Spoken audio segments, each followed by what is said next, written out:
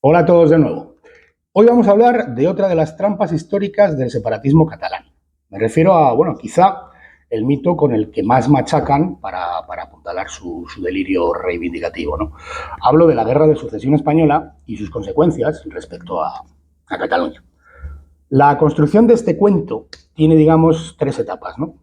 Y hoy vamos a hablar de las dos primeras. La tercera os la dejo para otro vídeo.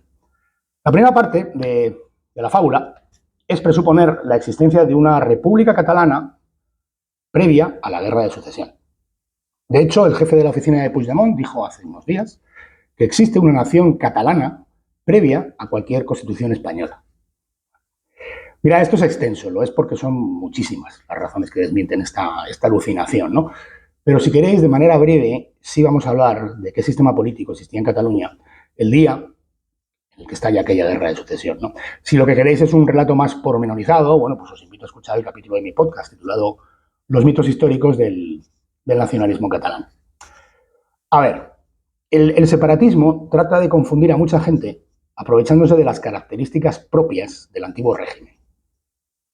Características que se daban en todos los países de Europa hasta aproximadamente el siglo XVIII, ¿no? Para hacer creer que el monarca de España antes de esa fecha pues no pintaba nada en aquellos territorios. Aquellos territorios contaban con fueros, dicen. El rey estaba sometido a unas cortes territoriales, dicen.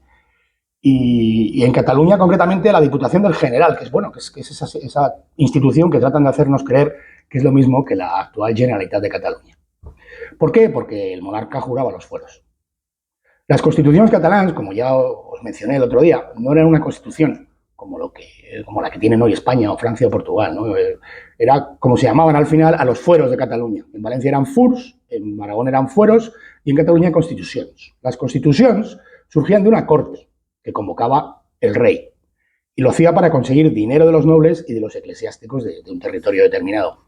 Como contrapartida, pues les concedía nuevos privilegios a los nobles y al clero, no al pueblo. Repito lo del otro día. Contar con leyes diferentes entre territorios, entre ciudades, entre estamentos sociales, era algo normal en el antiguo régimen. No es raro que una ciudad tuviera sus propios embajadores o tuviera una ceca para acuñar moneda, por ejemplo. Y bueno, todo esto es utilizado para hacer creer que no existía España políticamente o que el monarca no gobernaba en Cataluña o incluso que políticamente Cataluña era un estado soberano e independiente. Bueno, la misma situación se daba también en Francia, pero nadie afirma que Francia no existiera o que Luis XIV no mandara nada, ¿no? en Bretaña, ¿no? Hay una completa descripción del modo de gobernación del Principado catalán, que nos la cuenta un historiador que se llamaba José Pellicer de Osau y Tobar en el año 1642. Y nos comenta que si bien la Diputación del General tenía funciones, el que mandaba, el que gobernaba, era el virrey. También le llamaban lloctinent, que además era capitán general del Principado y era nombrado por el rey. La Diputación del General nació para la recaudación de impuestos. Y bueno, velaba por el cumplimiento de lo pactado con el rey en las Cortes, pero sus funciones eran fundamentalmente fiscales y, por supuesto, no gobernaba Cataluña. Y estaba sometida al rey, y por tanto al rey de España. Repito, nada distinto a lo que ocurría en el resto de los territorios de lo que hoy es nuestro país, ¿no? Que los gobernadores últimos de Cataluña fueran los reyes de España, o alguien nombrado por ellos, el virrey, y que fueran considerados como gobernadores generales de toda España, era algo que además reconocía aquella Diputación del General sin conflicto alguno. Las Cortes, bueno, nos hablan de las Cortes pues tratando de hacernos creer que eran algo así como el Congreso o el Senado que tenemos ahora, ¿no? Pero mira, es que aquellas Cortes, como todas las Cortes que había, ni tenían funciones legislativas tal y como las entendemos hoy, ni eran democráticas, ni por supuesto eran permanentes. Para que os hagáis una idea, desde que llega al poder Carlos I hasta la Guerra de Sucesión de la que estamos hablando, las Cortes catalanas se van a reunir 14 veces en 199 años, es decir, a razón, haciendo la media, ¿no?, de una vez cada 14 años, más o menos. No, ni Cataluña tenía un sistema de gobernación distinto al resto de los territorios españoles, ni este sistema tenía nada que ver con una constitución, ni por supuesto era políticamente una nación independiente o una república. Vamos a la segunda pata del banco, la Guerra de Sucesión Española. Carlos II, el último de los Austrias, muere sin descendencia en el año 1700.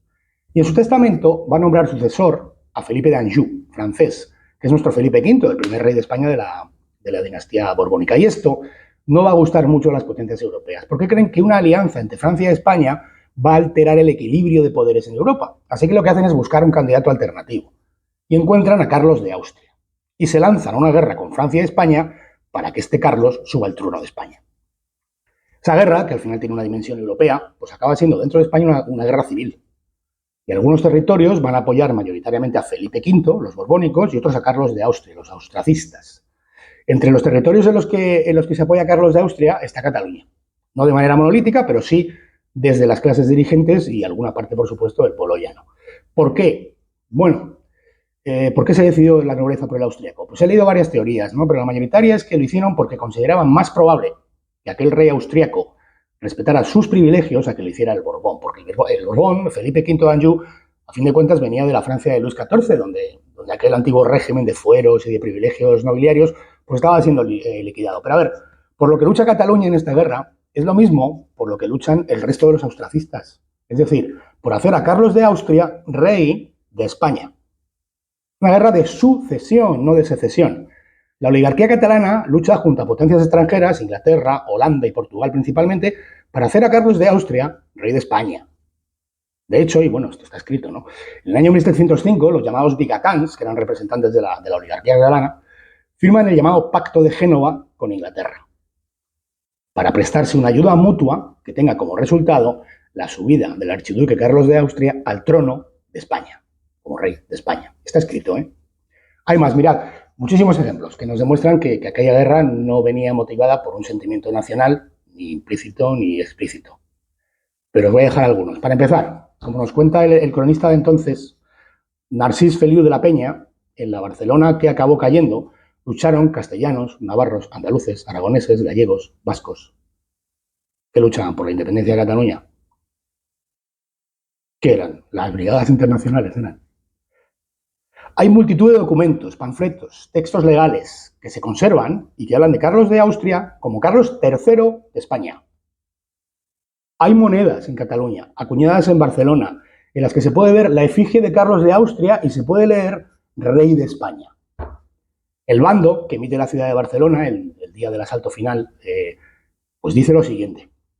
Dice, se confía que todos, como verdaderos hijos de la patria, amantes de la libertad, acudirán a los lugares señalados a fin de derramar gloriosamente su sangre y su vida por su rey, por su honor, por la patria y por la libertad de toda España.